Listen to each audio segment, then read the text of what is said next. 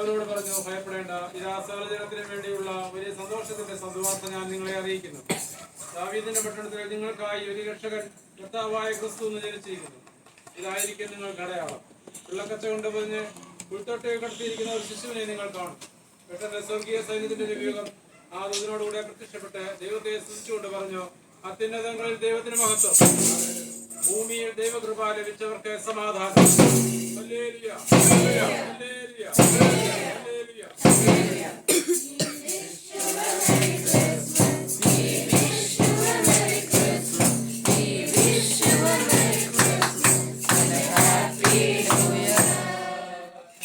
Die.